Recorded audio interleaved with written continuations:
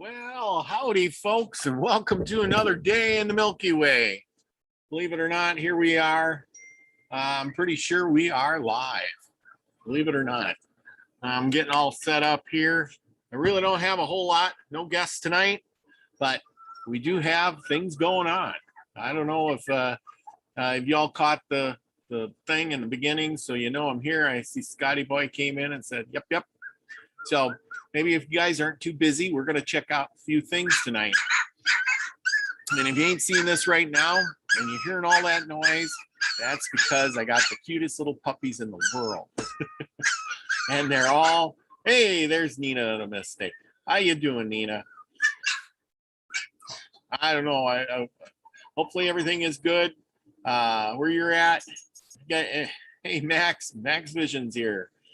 You guys want to pop in or something? I don't have anybody planned. Just let me know. I'll send you a link if you want to come on in and say hi. Hey, Doug Stack. Glad you could make it. It's going to be a one of those short nights or whatever, but we're going to go over a few things. Doug's listening. Hey, I wish I was around that campfire you had the other day. That was pretty nice. I miss having the campfires. Here in North Dakota, there's no wood to burn, believe it or not. Not really much for wood. But I do enjoy being around a campfire. Man, back in the days when I lived in Wisconsin, there was plenty of campfire wood, and we sat around the campfire plenty. So it was really good. I miss that. Oh, not cam ready. All right, Nina, that's all right. Don't worry. I got cam ready stuff right here. Look at that cutest little puppy in the world right here. We got to make our introductions, you know. These are our border. Okay, little guy. Oh, or a little girl. That's a little girl. So anyway, yeah, I got a little girl here, and she is so cute. Look at, she's got black roof too. You can see that nice big black roof. Anyway, she's so small and cuddly. I know you. Their eyes just got open. Oh, she's feisty. She wants to go back to mama. We're gonna pick another one. Look at this one. This one's a little calmer. You guys are all gonna have to help me name them all. I'm gonna have them for at least another 2 weeks. Yeah, Max. See, you always got the cats on the show. I got the dogs. You know. Go figure. I got look at that one. That one's got a nice little black roof too. Yeah. So if you hear all that whining and yiping, that's the puppies. And mama's kind of wondering what I'm doing with the puppy, and maybe she'll feed him and whatever. And but look at, ain't that the cutest puppy in the world? Look at it. It's got one black eye, one white eye. It's just like right out of a movie. Yeah. Oh, you're a nice one too. Okay. They kind of got the run of the house back here. My little entertainment studio has now is turned into a puppy living quarters. George Maverick, hey, how you doing? Haven't seen you in a while. The dog show, it sounds good. Yes, that's right, Max. We got the cat and dog show. You got the cat show, I got the dog show. No problems here. Oh, we got a lot of stuff going on this week. So I just want to let you all know that on Wednesday, I hope you all can hear me over the screaming of the dogs. I'm going to just do a little adjustment there. There we go. That's better. That's my microphone. Anyway, on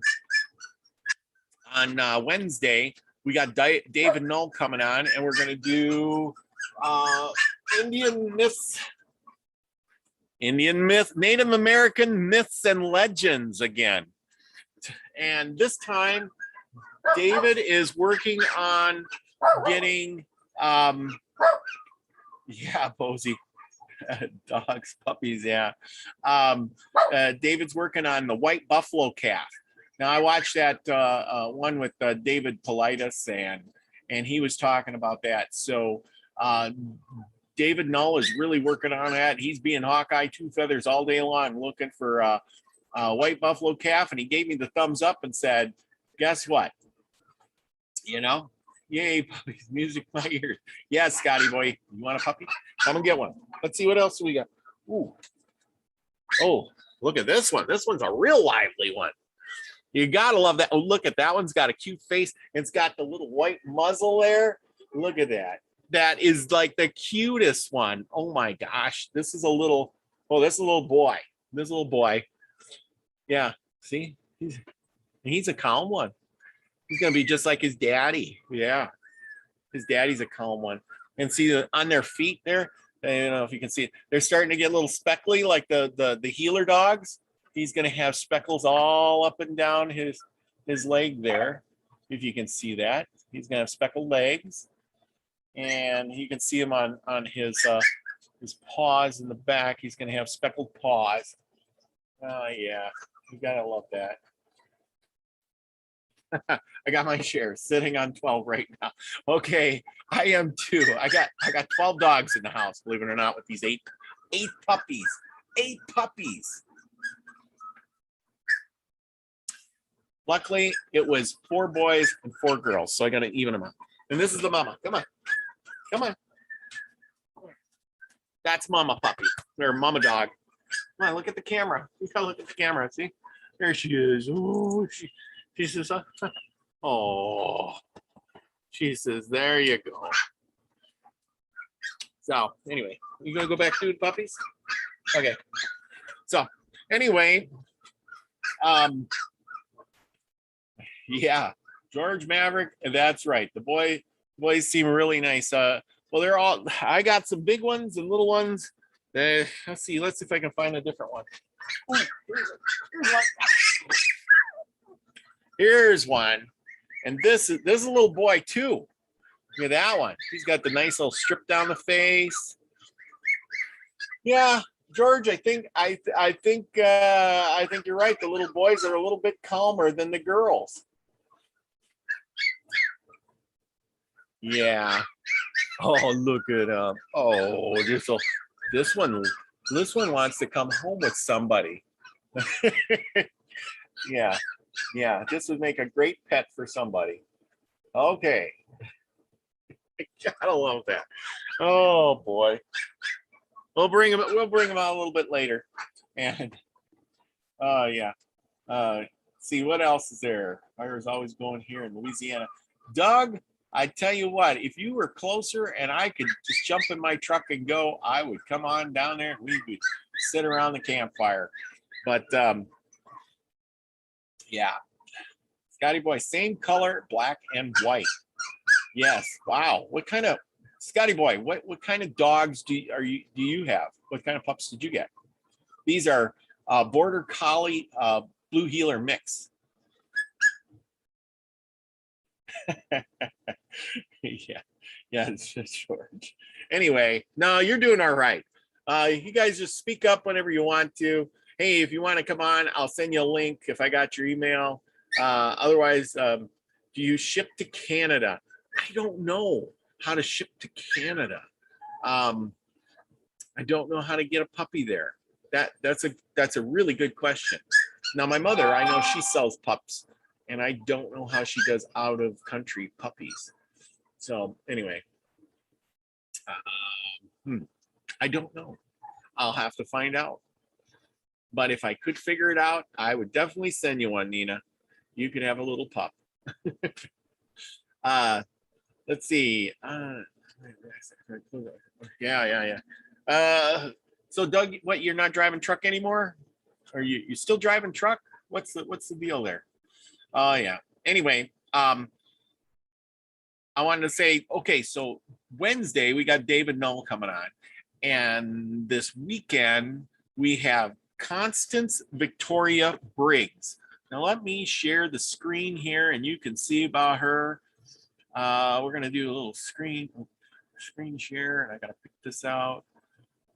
I think I closed too many. Huh? I don't know why that is like that. Okay, never mind. That ain't working. Now maybe I can do it. Screen share. That ain't working. Okay, let's try it again. There we go. Okay, y'all can see that. This is Constance Victoria Briggs.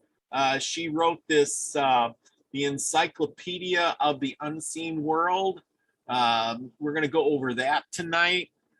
She wrote the Encyclopedia of Angels. So if you guys have a favorite angel you want to talk about or have me look up, let me know. We got the, oops, that one disappeared. No, that ain't the lady we were looking for. The Encyclopedia of God, an A to Z guide through the ideas and beliefs about God. And what other book do we get here? Oh, we got the Moon book. Yeah, this one's really interesting. I'm going to go through some of this one tonight too. It's this one here, the Encyclopedia of Moon Mysteries. You gotta love that. Secrets, conspiracy theories, and anomalies, extraterrestrials, and more. Now, this lady seems like she's got the answers to everything, but we'll find out on Saturday.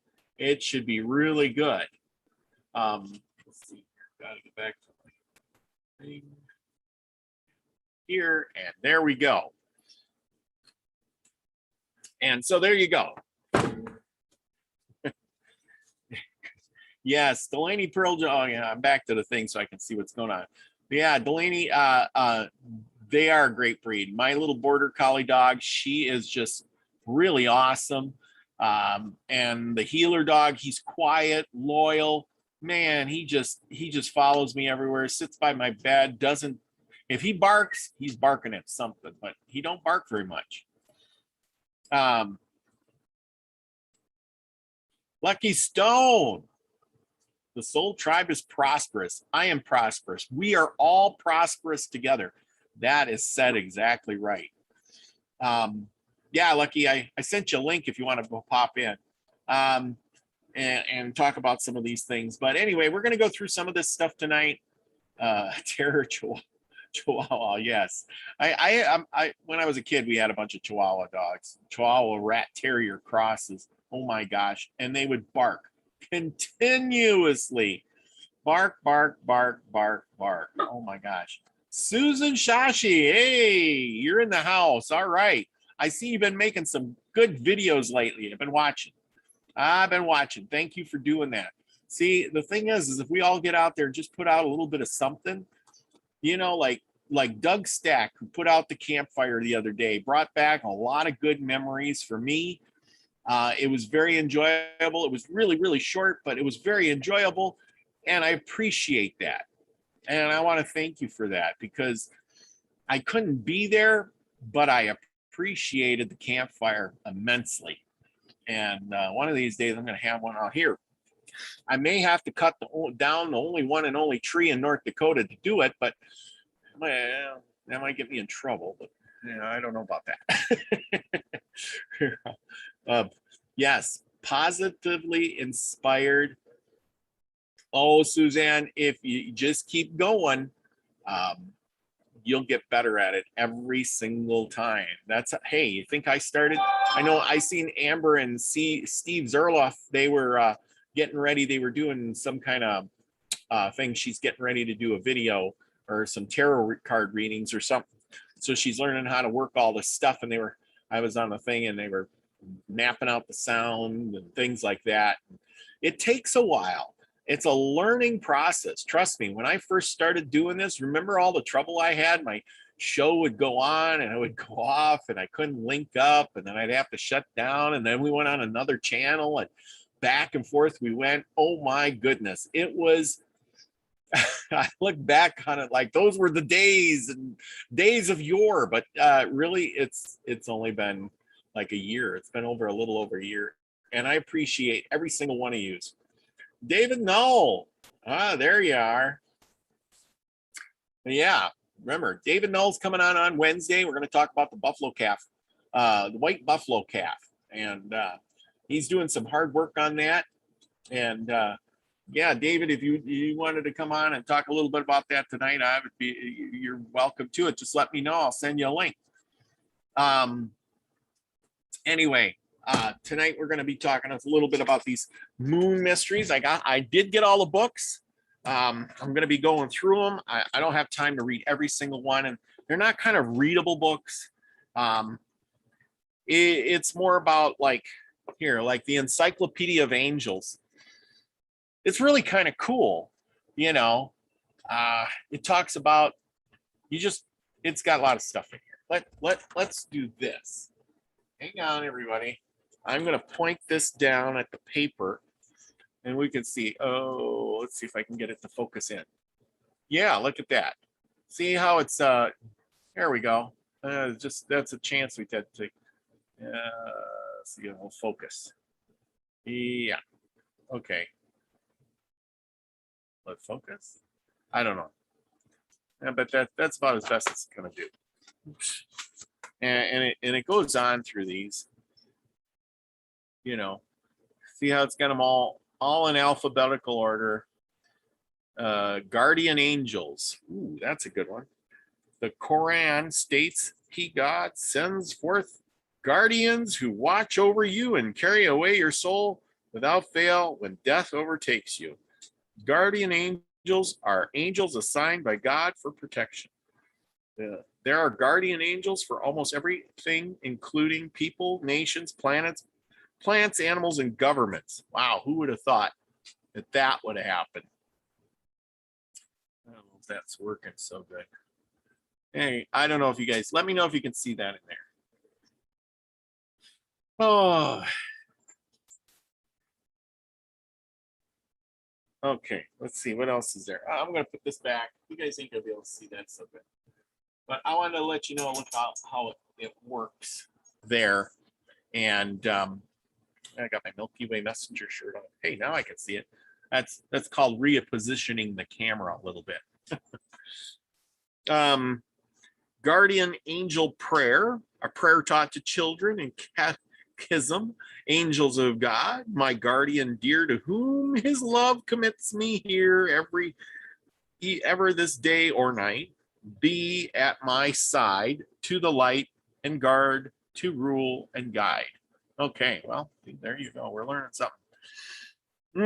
Here we go. Let's see. The Native Americans believe, we didn't talk a lot about this, believe in guardian spirits, such as the guardian angels of other religious beliefs. Each clan or tribe has a guardian that is believed to remain with them forever. Personal guardian spirits are sought after by individual members of a tribe. In catechism, it is taught that every child has two guardian angels, one good and one bad, sitting on either shoulder. Children, it has been suggested that children have several guardian angels. This is because children are more vulnerable and in need of more protection than they are young. Well, as they were young, as they grow, they are thought to need less angelic protection as they become aware of the dangers around them. Some are not all of angel, or not all of they become aware of the angels leave a child as he matures. The famous German clairvoyant Rudolf Steiner, we know of him, Rudolf Steiner, believed, I got one of his books, believed that the guardian angels are with a person through each incarnation and carry a complete history of the soul of the person. Hey, we can testify to that with, remember when we had Dave and Carla on, and they were talking about that they've had that same angel or guardian for 6,000 years. So there you go. Let's see. I'm trying to read the chat. Years ago, a white buffalo was born in Wisconsin. Yes, Delaney. I remember that. That was a big thing. That was down in Janesville somewhere down that way where you live. Okay, David, I will send you a link. Just give me a second, and I will get that up, and you know, you can come on. We'll talk a little bit about that. The buffalo calf, if you want, and remember, don't spoil it. You know, and we'll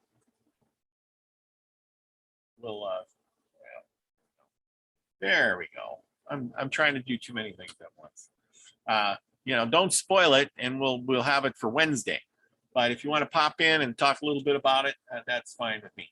But tonight we're trying to get through a lot of this stuff. We're going to talk, and maybe a little bit about angels too. You never know. Scotty boy, you're not being shadow blocked. Okay. Posey, I dig the moon. Tonight's moonrise was the second 2 hours and 27 minutes ago.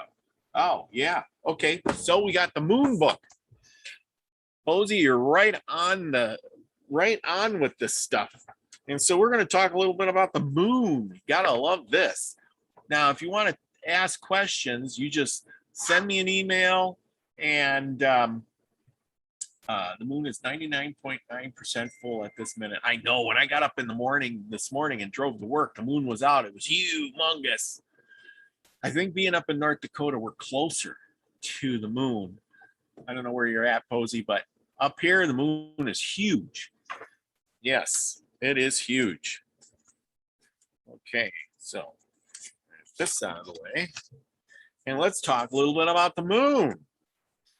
Secrets. What do you guys want to know about the moon? Oh, man. There's a lot of stuff in here about the moon. Let's see.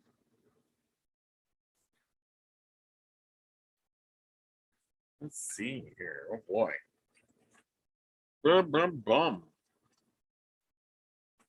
We got a lot of stuff here. Oh, my. Former astronaut. We want to talk about, Buzz Aldrin. We all know Buzz Aldrin. He's still alive, so that's a good thing. It says the former NSA astronaut Aldrin was a lunar module pilot on the historic Apollo 11 mission. He was the second man to set foot on the moon. Aldrin once served as an Air Force colonel, is a pilot, and holds a doctorate of science and astronautics. He also served on board Gemini 12, where he set a record for extravehicular activity on July 20th, 1969.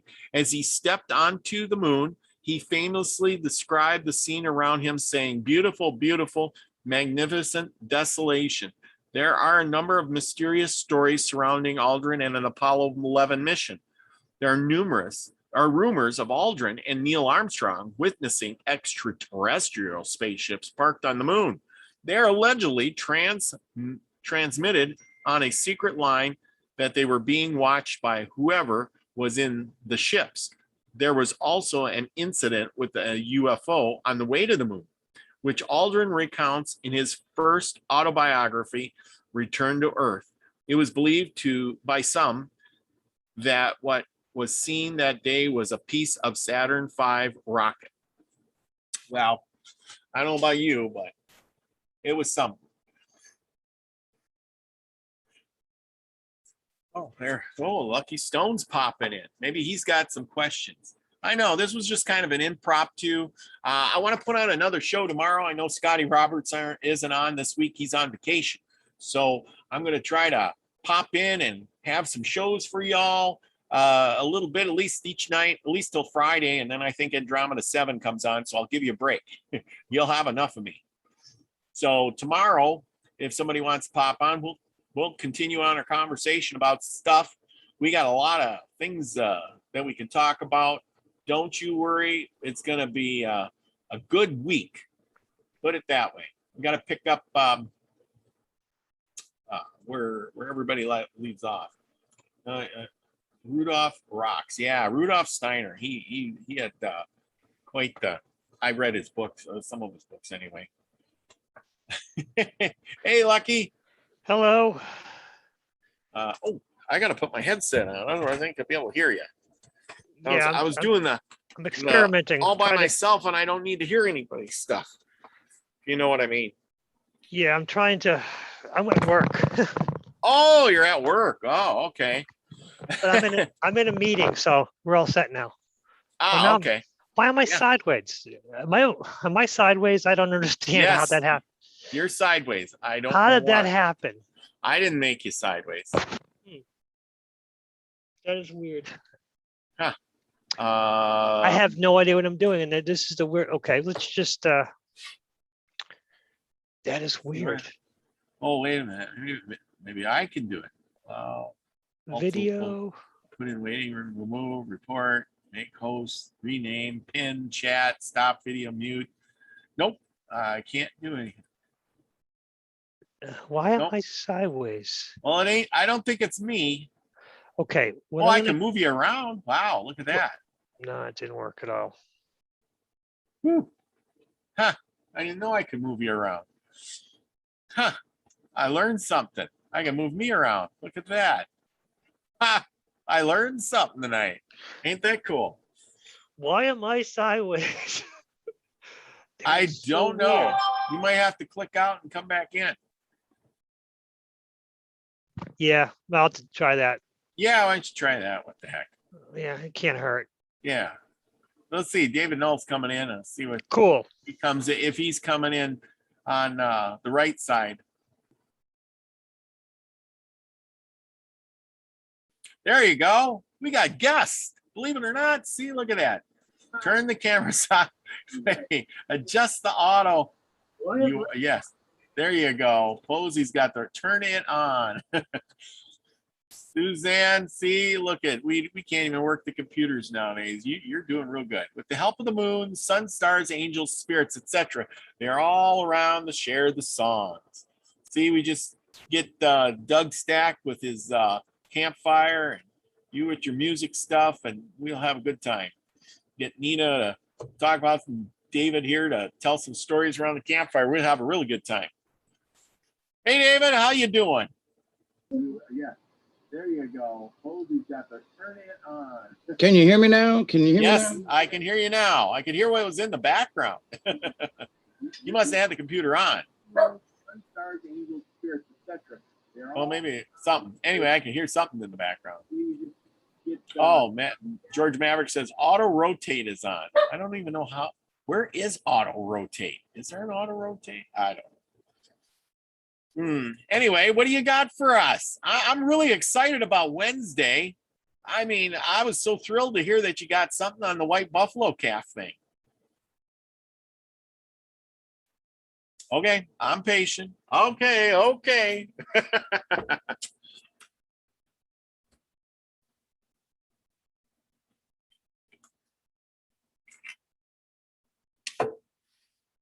Wait until Duggar hears all my little puppies. Yeah, I lost my window.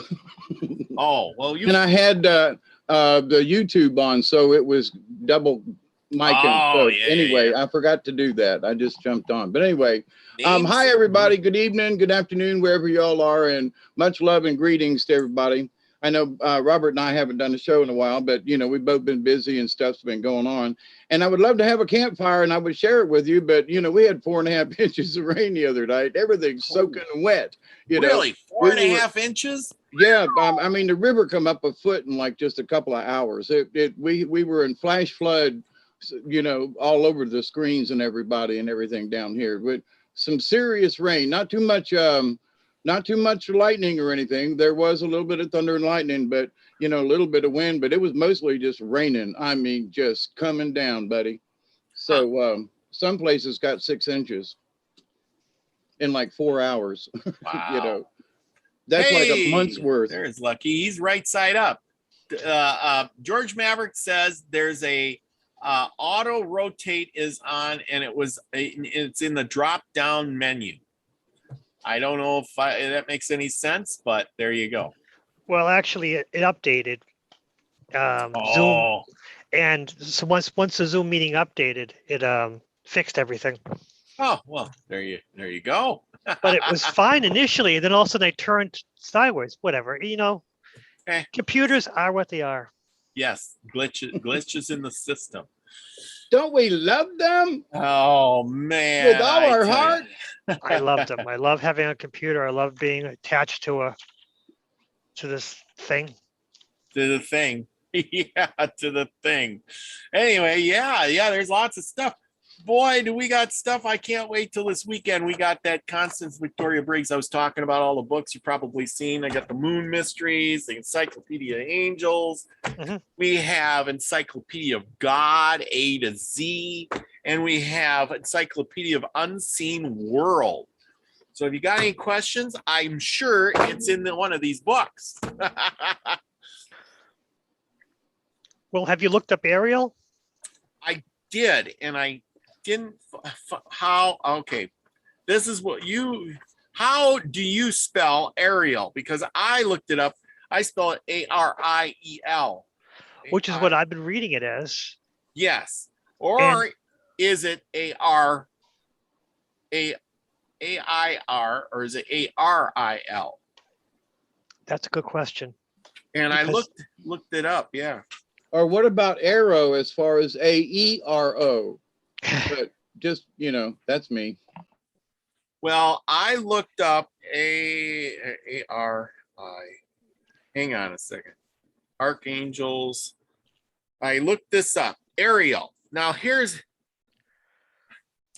Okay. This is where it comes in. This is kind of handy. It says here, Ariel, a variation of the name Ariel, which is ARIAEL. Oh. And in the book here, it's spelled ARARIEL. So all this time, I'm thinking I'm spelling it wrong. So there we go. And then, the guest you had on Saturday, he was pronouncing it differently when he was singing it differently. Yes. With the, yeah, I was trying to get that, but I didn't. I missed it, and because I've been using Ariel for our prosperous, the soul tribe is prospering. Yeah. I am prospering. I've been using Ariel for that because I had Wayne, his sigil for Ariel, or the book he recommended. I printed that out, and I've been using that. Also, the book. The guy made a whole bunch of books on angel magic, and I bought a couple of them. But the first one I'm on, was it the second spell or the second thing, which is like 33 days? Yeah. That is working, but oh really? It unfortunately it does change things up. It shakes things up. My wife was complaining because the work she started a new job last week, and 3 times they've sent her home early because they don't have any work for her, but paid her for the full day. Oh. And she's like, "What is up with this? Are you doing something?" I'm like, because she knows I'm tapped, you know, she knows I have these abilities. And she's, no, I said that, but I explained that I've been working with angels, and you have to appreciate, you have to say thank you for the gift, because I have no explanation for it. Well, me, I'm, just trying to go through my days and, understand what's going on, but my wife is getting all the benefit, which is fine because we're the same family. So. Yes. I'll keep it in the family. Keep it in the family. Well, there's different ones. There's, which is good, but I wish I could figure this out. See, it says here, it's got a lot of it. It says Arabic beliefs in angels, and then it goes on about different ones, and then it goes up to the 7th heaven, and oh man, it's got a lot in here about I should almost just read this part. So it's really interesting. The Arabat angels of Arabat. Did you ever hear that?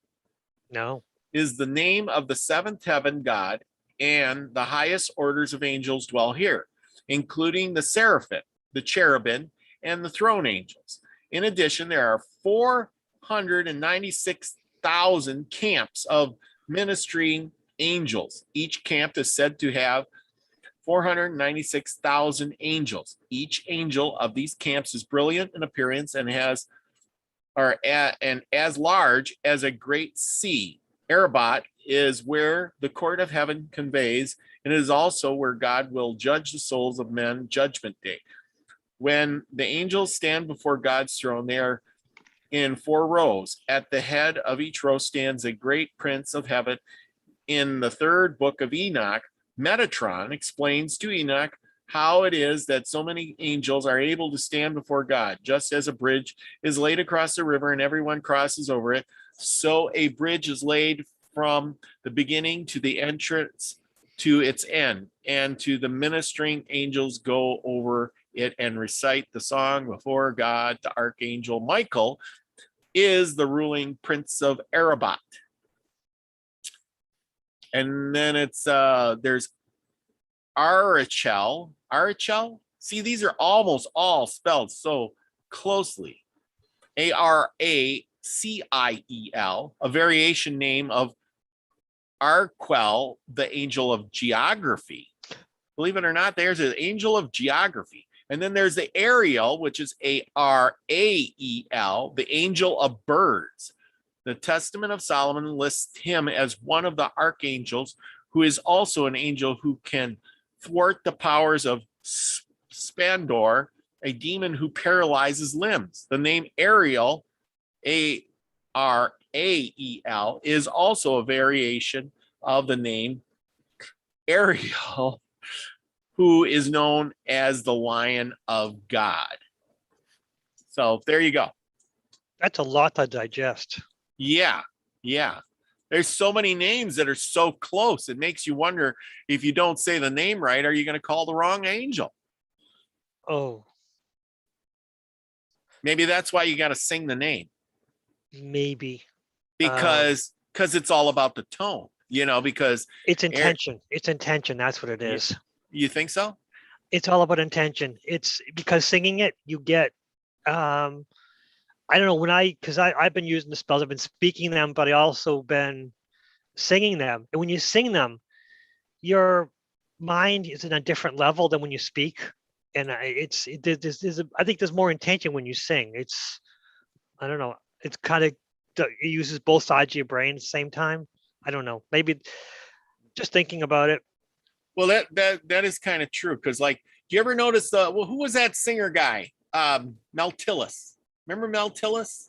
Mm-hmm. Yeah, and he was stutter, but when he sang like a bird. Yep. I have a friend like that. He has a terrible stutter because his mind thinks faster than his mouth, but he's got a beautiful voice.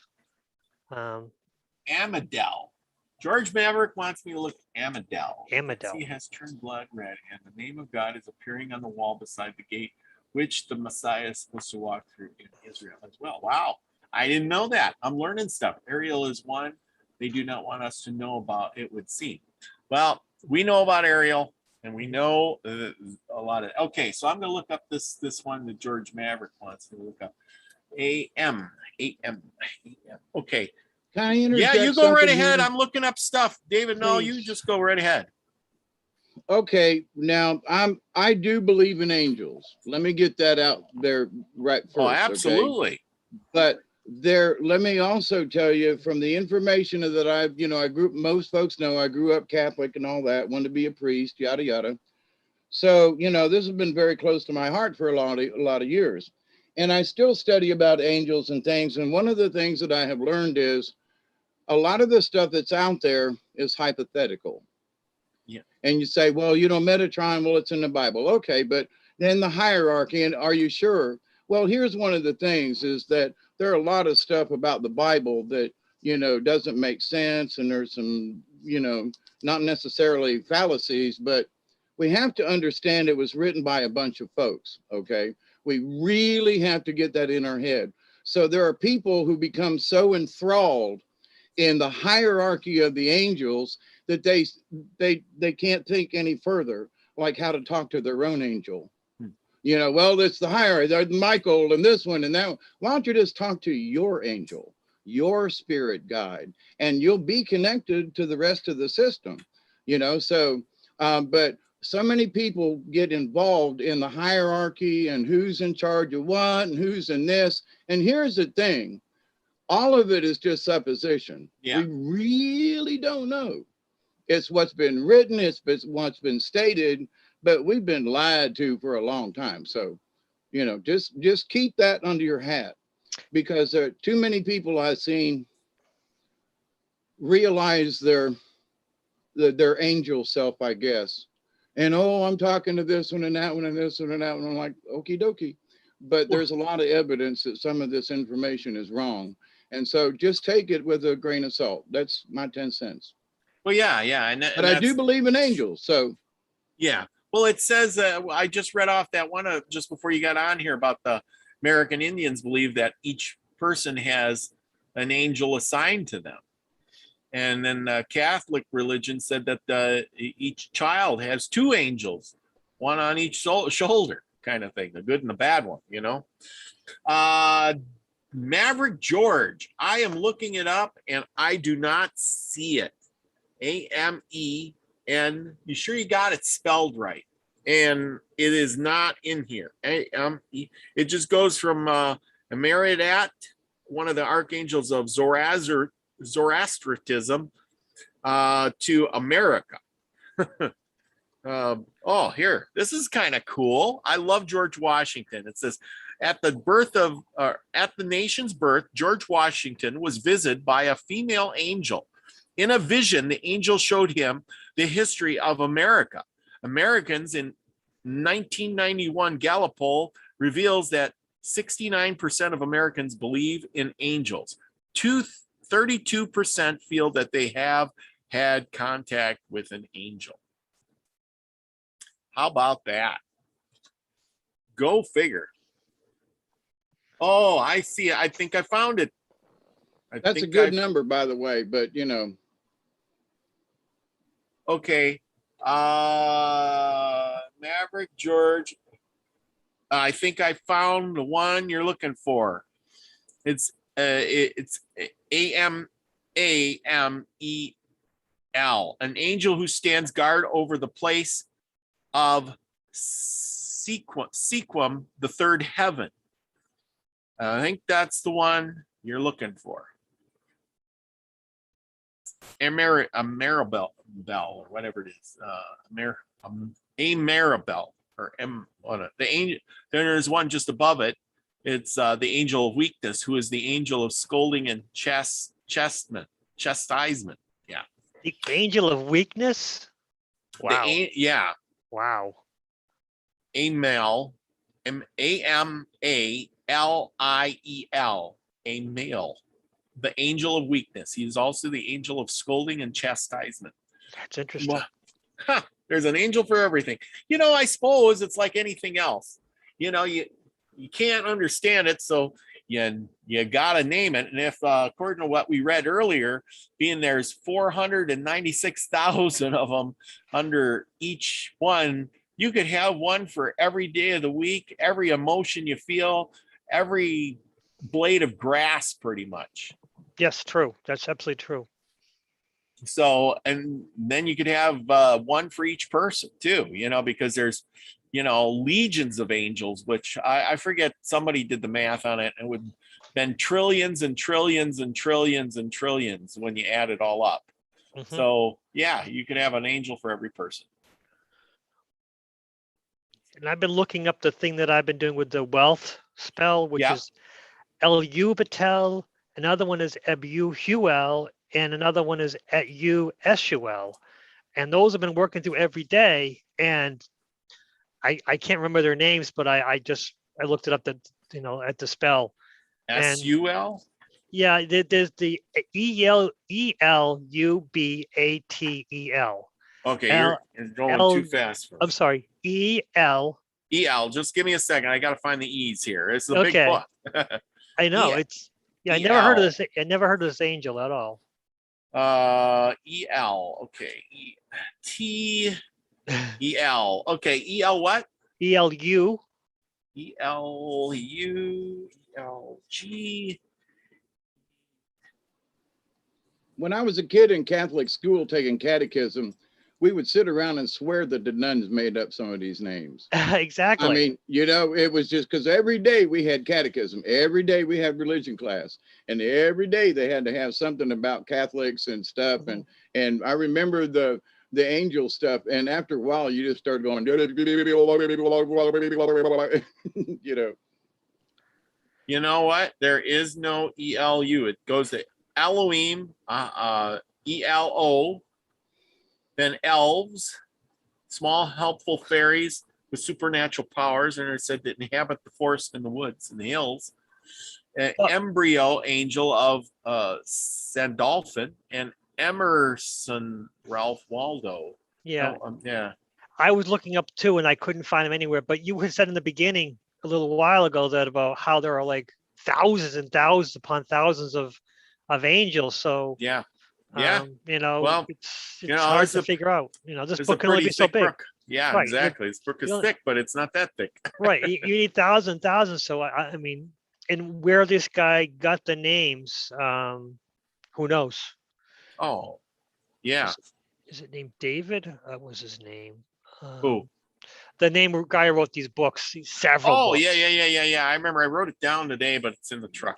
Damon Brand. His name is Damon Brand. DAMON BRAND, which might be even a pseudonym himself. So who knows? Mm-hmm. Yeah, this is true. Let's see here. We were talking about energy at the throne of God. Here's a good one, kind of. Angels are thought to have no form at all, but are said to be whirling balls of energy. In Rosicrucian writings, the archangels are described as being like small suns with auroras of radiant energy that give off streams of power. Huh, kind of neat, huh? I don't know. For those of you who've seen angels, let me know if that's kind of what you see. Now, David, I got a question for you. Yes. Okay. Now, you said you believe in angels. Have you seen an angel? Or here's the thing. They didn't have wings, okay? Okay. But do I consider them angels? Yes, but I also consider them spirit guides. Mm-hmm. So in the native tradition, a spirit guide is basically an angel. So how many we have, and there are spirit guides all over the universe. You always hear me say, accept and receive, the knowledge and the healing, the wisdom and the blessings from the universe, because that information, each one of our own Akashic records, if you will, is just really a thought away, and my record ain't your record, ain't Lucky's record, Yeah. So, but this information's in the universe. So, through meditation and all these other different types of stuff that I've studied and other people, but when you get in touch with your spirit guide, your guardian angel, and you're sure it's yours kind of thing. Yep. Don't go out there searching for a bunch of others, because you don't know what you're getting. And there are false gods in this universe, I just got to tell you. So, but connect with your spirit guide, your guardian angel, and stick with that one. And stop. There are people out there trying to get in touch with Metatron. And I say this in all humbleness. If you were a senator for a state, I'm just going to say a senator, and enough people were emailing you all the time, you could not answer them all. So here's an archangel, here's this dude, and he's got all these people praying to him, and they all want a hunk of him. Consider that maybe he ain't got time, or that whoever you might be listening to may not be him because he's too busy. I mean, people have not given that into consideration.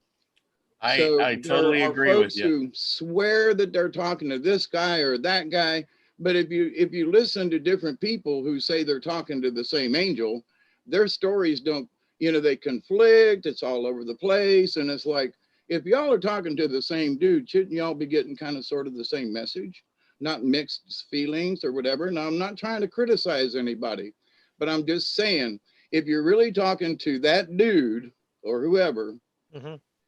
That dude may not have the time to spend with you, honestly. You have to be honorable to the spirits that came before us. So everybody who wants to get in touch with Michael, you don't think that guy's got something else to be doing other than, talking to all these people, these millions of people on this planet, think he's a little overwhelmed with emails, So I'm just saying, take that into consideration. When you think or you're trying to do or whatever, connect with your spirit guide, and you will be connected to all the stuff.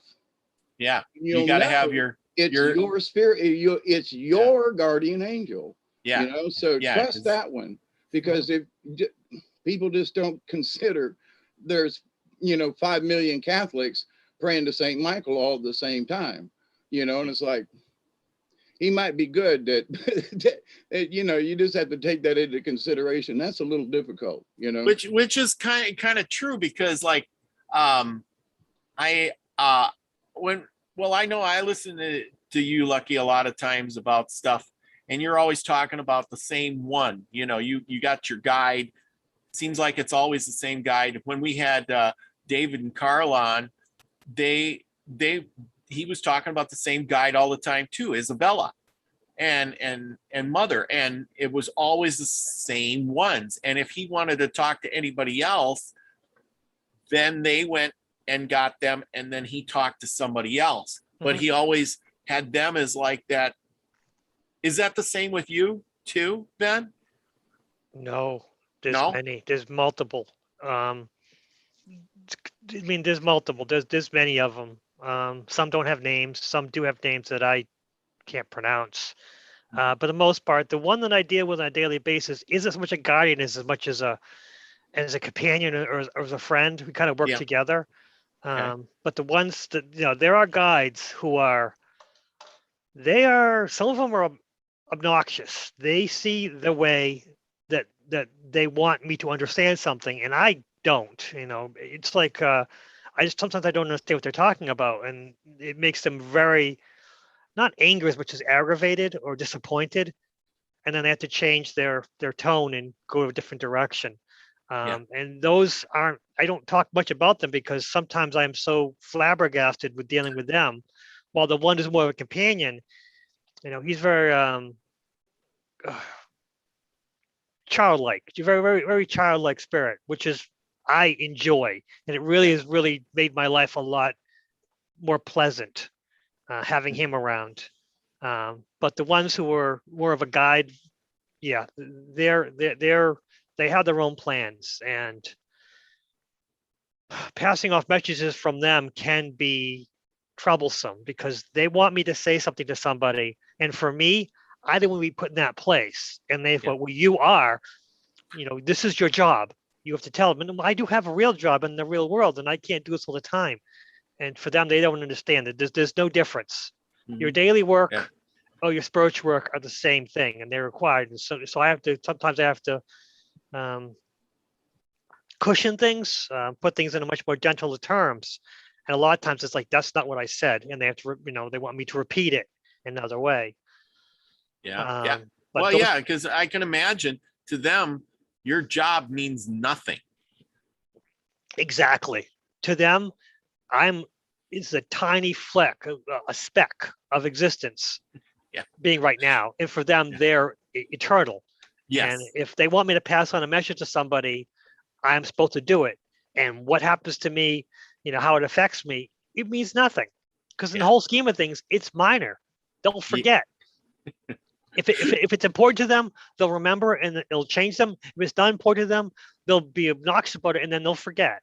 And that to the angels is to the guardians is like, what's your problem? It'll work out either way. You worry about looking foolish, it won't matter. They're gonna forget. I agree with that. Cool. They can be brutally honest. And they want me to be brutally honest, and I'm just not that kind of person sometimes. I don't want to look like a fool. I agree. I have to mull it over for a couple of days and come up with my own way of getting their point across. But boy, do I get that.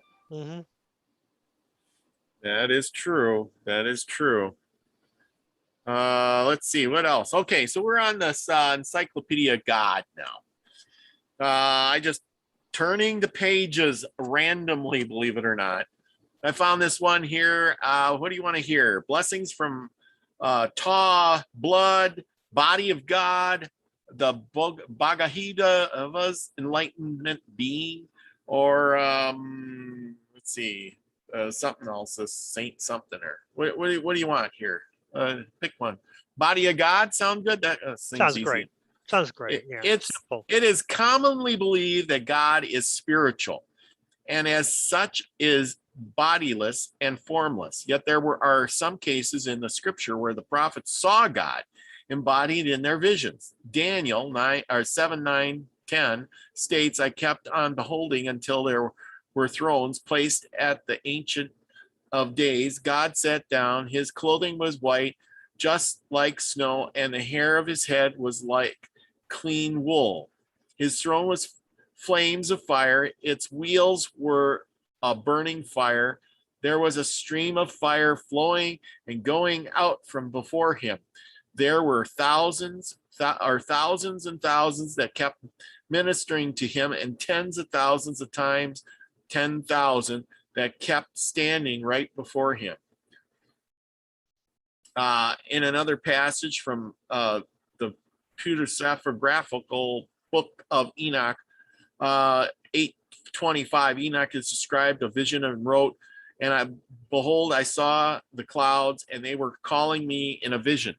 And in the vision, the winds were causing me to fly and rushing me high up into the heaven. And I observed and saw inside it a lofty throne. Its appearance was like crystal, and its wheels like the shining sun.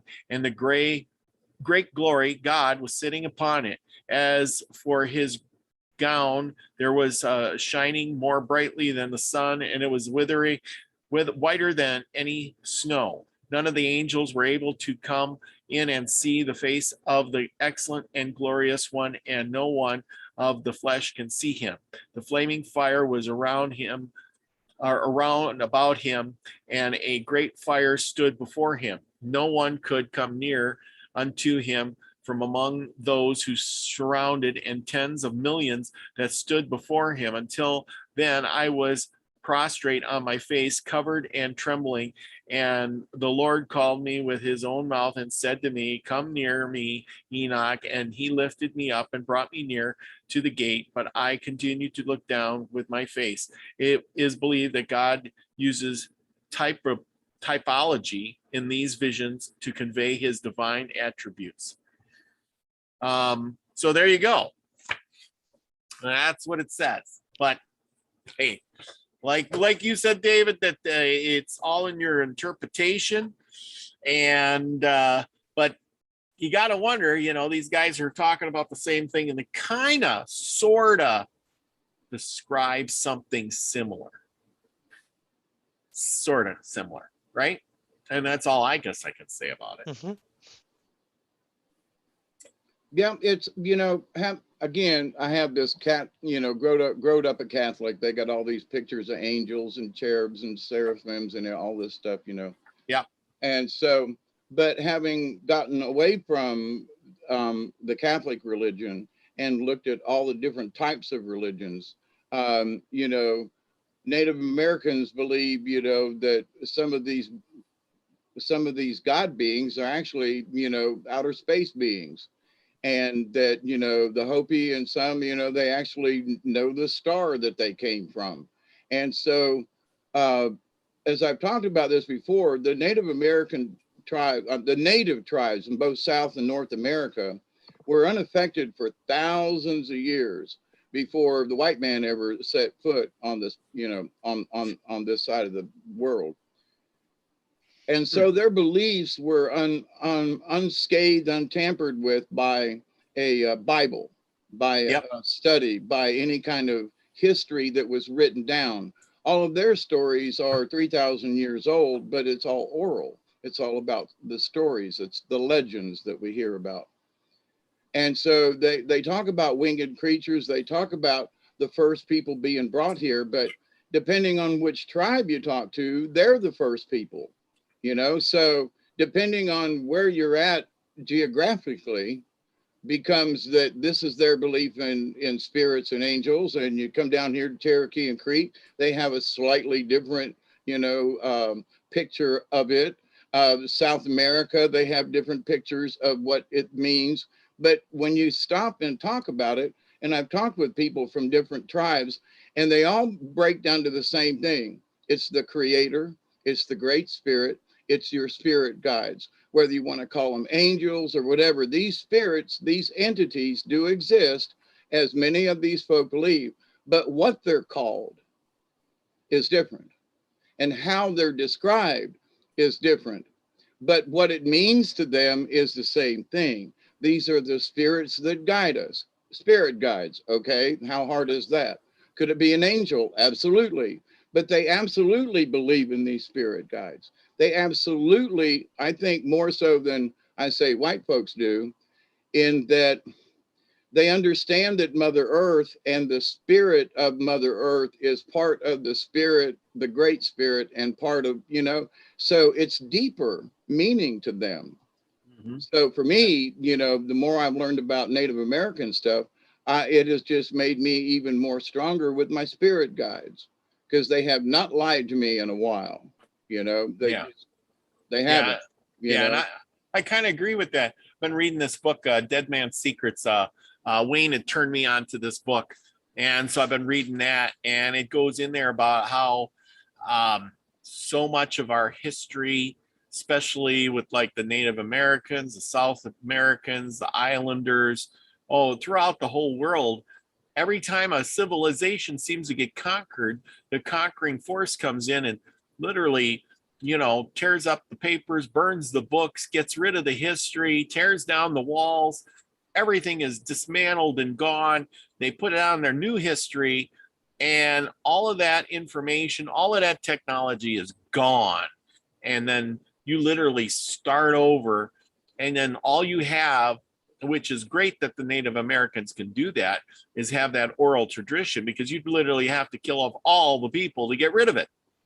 But you know what, though, in talking about that, Jackson, when he was president after the War of 1812, had the Indian Removal Act and the Trail of Tears and all that. So, but what happened was, through the Trail of the Tears and the relocation, a lot of the elders died, along with a lot of the stories and the legends. So a lot of the elders, after that fact, only had bits and pieces of, of all the stories, because the elders had died or were killed or, died in the walk. I mean, so it was not a fun time. So, but they almost killed off whole populations of Native Americans. And up in the, the Alaska and British Columbia and up in there, I've met people from up there over the years, and the atrocities that the Methodist Church did to those tribes up there,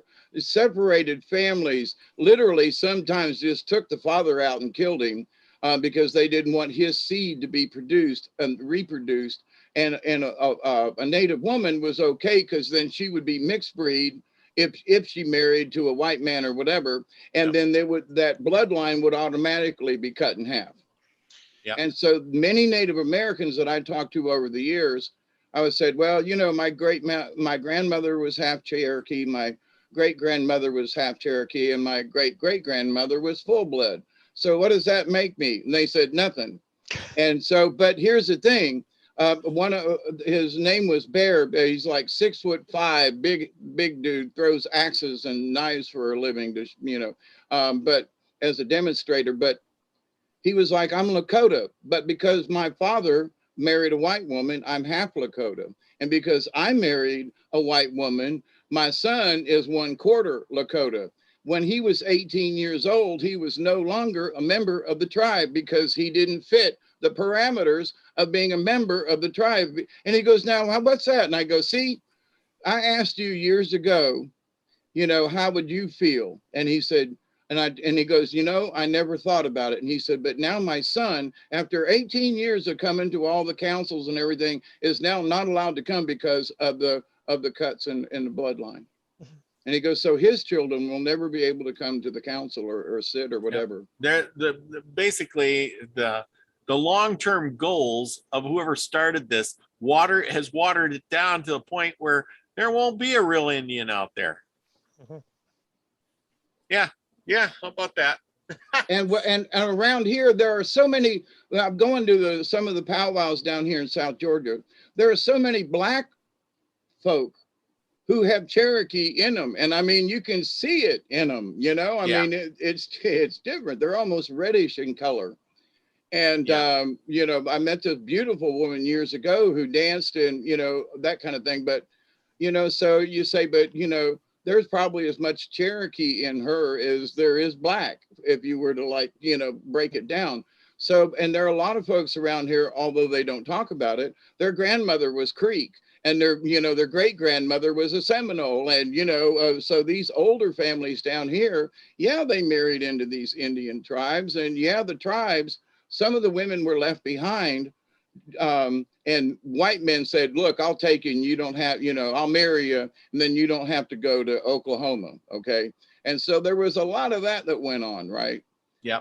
And but there's a lot more, there are a lot of people with native blood in them more than they realize. I can't believe how many people I've met that said that they were, their great grandma or, their father's side or somebody was a Native American, but like you said, there's not enough in them to actually add up to anything to make it worth, But here's the thing. So what does that mean? Well, it means to me that there is all of this tradition of these people, that lived here in the Americas, who were so close to the earth, and they were so close to Mother Nature. They were so close to spirit all the time. They kind of lived it. They were like monks in a way, because they always walked on the earth, their moccasins, and everything was a prayer in some way during the day. And so it's like, what a shame that we lost that. But here's the thing: for every person that's got a little bit of that blood in them, guess what? You've got that essence. You've got that connection if you want it. Well, I think we're all supposed to do more of that. I know, like Lucky, you do that on your little short walks all the time, connecting with the birds or animals.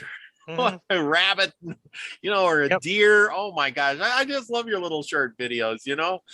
Yeah, it is interesting. I was told recently that the area that I've been walking was a Native American sacred place, but that was a long time ago. It's now part of a city, and someone had discovered and was talking about that the area near it is a lake.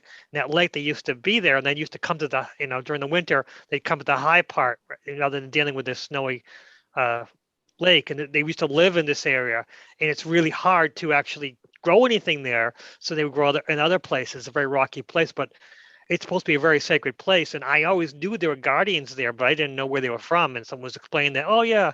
And I was telling him, I said, honestly, I see spirits around here. And I was explaining them. He goes, yeah, those are the natives. They're still sitting around. But I don't know. I don't know how much. But I call them the forest children or forest spirits, because they're always over the place, and they're pleasant. They don't cause too much trouble. Nice. They just want the people to stop littering, and I do take my time to pick up the trash of other people. Yeah, they appreciate it, which is nice. That is good, and we should all do that. Absolutely. Take care of the earth. We've been given the earth to roam around on, and all we should at least pick up our garbage. Yeah, and see, that's for me, Lucky. That is the basis of Native. And I mean North and South America. I mean Native peoples. I mean even Aboriginals and island people. They just don't get us. I don't include myself in the white people thing. But the last time by the way, the last time they sent me the census this last year, right? In the column of white, black, whatever, and I put in other, because I don't consider myself Caucasian, Right. But anyway, but to that point though, when people get back to nature, it is the nature that is the nature of native folks. They're it's inbred in them. It's there, but it's in all of us. But native folk just have there's a different connection, and I think it's because they were taught to go to the earth, and that Mother Earth is important, and that this is important. And they, from the day they were able to speak and walk and talk, they, this has been sort of ingrained in them. Where in the white folks' area, it's all about going to the hospital and all this, and the baby showers and the thing and oh my God. So, there is no connection to Mother Earth there. But anyway. Well, and I've been trying to study a lot of this, because I've been trying to read Native American books and all these other books, but I do agree with that our society there's some crazy plan there, and I don't want to point fingers too much, but there is a crazy plan to literally draw our attention away, because as humans, we are part of nature in the first place, and we should be more with nature, and we should care about the earth and everything, but then we're drawn away and we're taught to, do other things like I got to have the best shirt. I got to have the Nike shoes. I got to have that new boat, the car, and I got to watch sports, and I got to do all these other things, and I got to keep up with the Joneses. I have a nice house, and it's got to have all these things in it. And then pretty soon, you don't care about nature anymore. You're caring about that nice fancy car. You're not caring about how much stuff it took to get you that nice fancy car. Mm-hmm. You just care about the car, you care about the things that you have, and that your life is good and pleasant and happy. And is that really what's making you happy? I know I go out for a nice hike in the Badlands or something, and I'm happier doing that than I am, doing a lot of other things, believe it or not. Going for a ride on my horse into nature just makes my day. Mm-hmm. That's true. And it's the weirdest thing is that sometimes I fight myself saying, oh yeah, I should go hike. And I'm like, oh, I got so much to do. But I'm doing it. It's fantastic. But getting off my butt to get out of the house and actually take the walk. Because there's all these distractions, isn't it? Unbelievable. It's unbelievable. It's just such, the biggest problem is was it the black box, the black mirror? Yes. Yeah. Yes, that black mirror that you carry around with you all the time. Yeah. But that is that it seems like there's so many things holding you back, but once you get to do it, and if you make it a point to do it, it seems like all that other stuff goes away then. And it's like, wow, I am so glad. I don't even remember what I was going to stay home for. Exactly. A lot of times I tell myself, I'll just take a 10-minute walk. I'll just go to that one rock and I'll come back. But once I'm out there, I just keep, okay, I'm going to go over there, I mean, it's not a very big hiking area, but I can probably spend about 2 hours just taking all the trails. Nice. And the deer is there. Here's the thing. Those are your spirit guides. Those are your angels saying, get off your ass. Oh yeah, absolutely. And go out and walk around, because it'll clear your senses. It'll, it gets your energies moving. It takes you out of the moment. You can go back to that crap at any point in time, right? But you don't necessarily take the time to take the walk. So, but in that, the people who don't listen to their gut feeling, I think it just makes them sick in their gut. And they need to listen to their spirit guide or the angel, however you want to describe it. But get up and go take that little short 5 or 10 minute walk, and get out and just shake it off, because it will make you feel better. Yeah, a lot of times they say, take your shoes off, walk in bare feet, just walk in your bare feet. And I'm like, I don't want to walk in the bare. All the acorns are on the ground. Just do it. And I'm okay, fine. And it's weird that how there are acorns everywhere right now because we're having a bountiful season. Us too, yeah. So, and that's a pain to walk on them. But for some reason, once I'm in that zone, it doesn't affect me. The little rocks in the road, the trail, and the acorns don't affect me. But when I'm paying attention to it, they hurt like a bugger. And flip-flops are my answer for the in-between. yeah, and that's what I do. I have them. I walk. I don't walk anywhere in my bare feet, man. I tell you, maybe I'm gonna have to try it sometime. But I've never really. I always have shoes on, always. Well, I grew up on a farm, so that was part of a lot. Well, for me, a lot of times it was like, oh no, because we had horses, we had cows that would escape.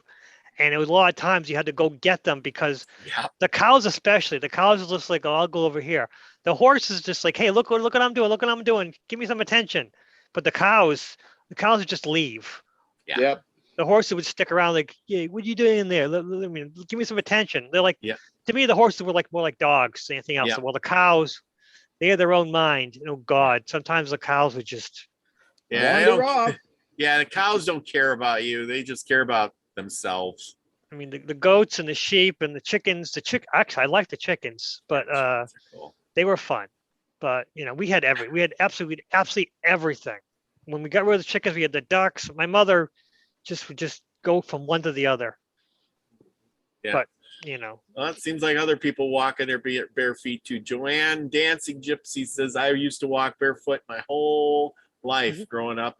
And Scotty Boy says, I live on bare feet. There you go. Posey says, ditto on the feet. Later on in life, these last few years, I've been more barefoot than I have since I was a kid. Really? And one of the things is that I realized I was wearing shoes too much, you know, and that I can't walk down in the woods barefoot, but I can walk out in the yard, or at least there's a certain area. But there's something about your bare feet on the ground, even in the wintertime when it's cold. I've walked in snow in bare feet, and there's just something about grounding. And you can get close to it. You can wear flip-flops, but feet on ground is like, it. Yeah. Well, I'll have to look into that. I know there's something big on the grounding, and I should do more of it, try it out. But anyway, I hate to say it, but we've crossed our hour and then some. Absolutely. And I'm still on call, and I got to get to bed. I got to work tomorrow too, but we'll be back tomorrow. We still got one book to go through, so I will be back on tomorrow. We'll see what brings, and then Wednesday, David, you got something on the white buffalo calf. I'm really excited to hear about it. There's a lot of stuff that I'll share. Okay, great. So look at that. Wednesday, big show coming up. So thank you, everybody, for coming. I want to give a shout out to everybody who's been in the chat room before we go. Scotty Boy, apparently he's been in Hawaii, or he's from Hawaii or something. He says from Hawaii. That's just how we roll. Chloe's in the house all the way from Texas, and Mary Wins, and Posey's in the house. And thank you all for coming. Joanne Dance and Gypsy and Paul Joe. Let's see, Nina the Mystic was in earlier, and here's David Castle, Witchy Moon 73. We had Christy Schaefer in the house earlier, and Maverick George and Delaney Pearl Jones. I'm glad y'all came. It was kind of a last improv too, but I said to myself, this week's going to be different. I was on vacation, so I got a lot going, so now I'm like, I'm ready to rock and roll. My batteries are charged up, and I'm ready to go this week. That's for sure. So there you go. Good to have you back, Robert. All right. Good to be with you tonight, Lucky. Absolutely. Yeah. Lucky, thank you for popping in tonight. And David, thank you for coming on. And we will see you on Wednesday. And thank you, Lucky. We'll see you again shortly. Hey, there's a box in the mail for you. Really? Oh, yeah. boy. So be looking for it. Thank you. All right. Anyway, talk to y'all later. Be the frequency you want to receive. Love you all. Oh, I got to put the finger over there. Yeah. See you later. See ya tomorrow. Good night. Good night. Yes. And another one is down in